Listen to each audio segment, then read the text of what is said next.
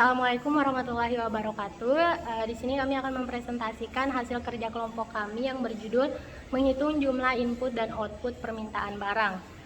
Kami dari kelompok 3, kami beranggota 4 orang. Yang pertama ada Hamam Abdurrahman, NIM 052. Kemudian yang kedua ada Igede Pandu Widakde, NIM 023. Yang ketiga ada saya Rizda Pertajuni, NIM 015. Kemudian yang terakhir ada lalu Rido Firman Hidayat, NIM 019. Tujuan pembuatannya yaitu untuk memenuhi tugas mata kuliah kecerdasan buatan. Sebelumnya kami ucapkan terima kasih kepada Bapak Inyoman Switrayana, STMT, selaku dosen pengampu mata kuliah kecerdasan buatan. Tujuan pembelajarannya yaitu untuk mempelajari sistem menghitung jumlah input dan output permintaan barang menggunakan logika fuzzy. Adalah untuk meningkatkan manajemen input dan output permintaan barang dengan menggabungkan pengambilan keputusan yang cerdas berdasarkan informasi yang tidak tepat dan tidak pasti. Logika fuzzy menawarkan pendekatan yang fleksibel dan adaptif dalam merancang pengontrol input dan output permintaan barang. Sasarannya antara lain meningkatkan efisiensi permintaan, output, dan input barang. Oke, di sini saya Hamam Abdurrahman, NIM 220100152, ingin membacakan bagian-bagian apa saja yang ada di presentasi tugas kecerdasan buatan ini. Yang pertama itu adalah tujuan, yang kedua itu variabel fuzzy, yang ketiga fungsi keanggotaan, yang keempat aturan fuzzy Sugeno, dan yang kelima aturan fuzzy Tsukamoto. Nah, di sini untuk tujuannya, di sini kami membuat sistem kontrol input dan output permintaan barang menggunakan logika fuzzy untuk menentukan akurasi permintaan. Nah, untuk variabel fuzzy itu variabel inputnya itu ada dua, yaitu penawaran dan permintaan. Nah, penawarannya itu dengan range 0 sampai 100 dan permintaan dari 0 sampai 100 pula. Dan di sini ada variabel output yaitu jumlah barang, itu adalah Sugeno dan Tsukamoto dengan range 0 sampai 60. Nah, dan di sini saya akan menjelaskan tentang fungsi keanggotaan, baik itu penawaran dan permintaan. Untuk penawaran itu fungsi keanggotaannya ada banyak, sedikit dan cukup. Dan untuk permintaan di sini ada sedikit, banyak dan cukup. Kurang lebih sama. Aturan fuzzy atau Sugeno, aturan pertama, jika penawarannya sedikit dan permintaan sedikit, maka jumlah barangnya sedikit. Aturan kedua, jika penawarannya cukup dan permintaannya sedikit, maka jumlah barang sedang.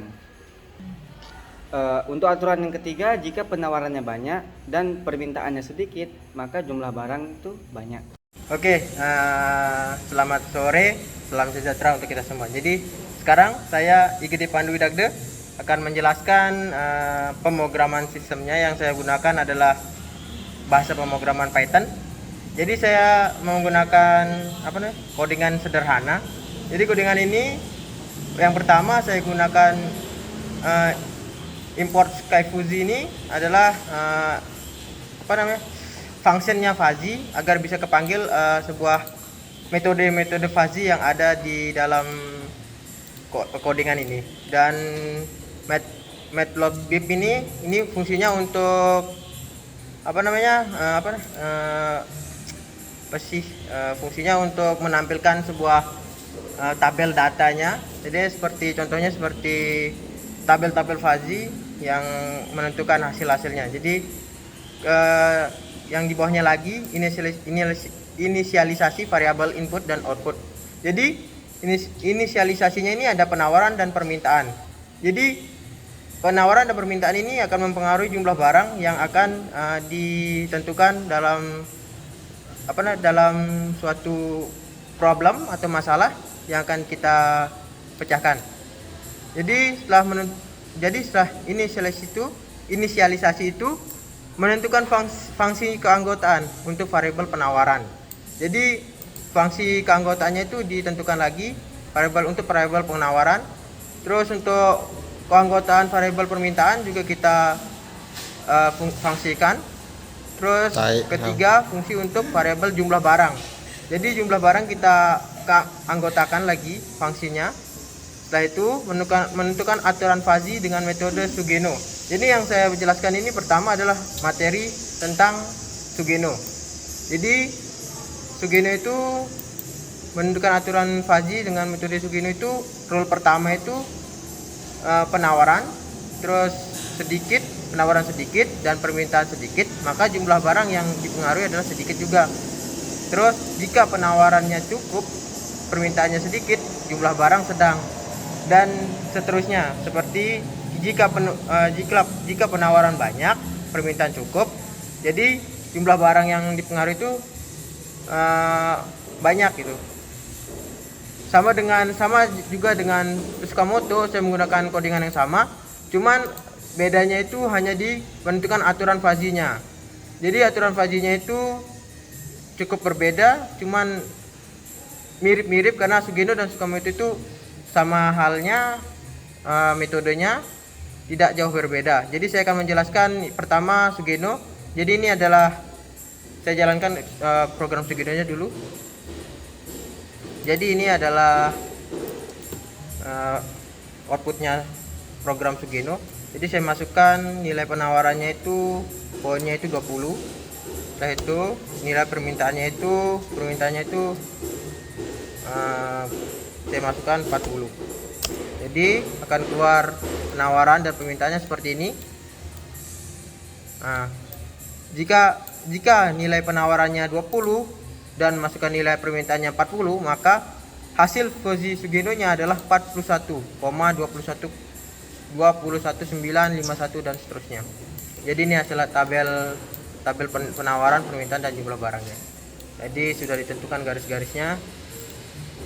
Dan Tsukamoto sama juga, tidak ada bedanya, mirip, karena Tsukamoto dan Sugeno itu tidak jauh berbeda.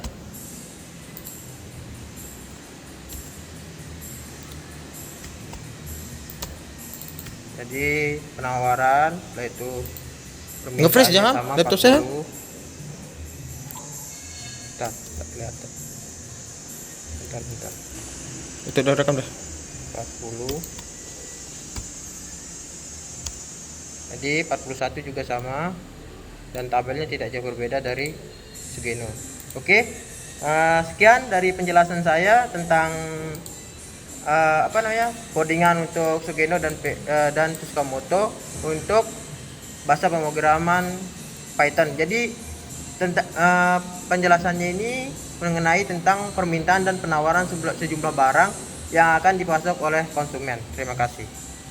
Di sini dengan saya lalu Ridho Firman Hidayat, NIM 019, akan menjelaskan apa saja aturan Fuzzy metode Tsukamoto. Aturan pertama, jika penawaran sedikit dan permintaan cukup, maka jumlah barang sedikit. Aturan kedua, jika penawaran cukup dan permintaan cukup, maka jumlah barang sedang. Aturan ketiga, jika penawaran banyak dan permintaan cukup, maka jumlah barang banyak. Sistem kontrol Fuzzy Sugeno. Kontrol sistem Fuzzy Sugeno dengan aturan-aturan yang telah dibuat. Metode Tsukamoto. Kontrol sistem Fuzzy Tsukamoto dengan aturan-aturan yang telah dibuat. Berikut penjelasan yang dapat kami sampaikan. Mohon maaf apabila ada kekurangan. Saya mewakili dari kelompok 3 mengucapkan terima kasih. Selamat sore.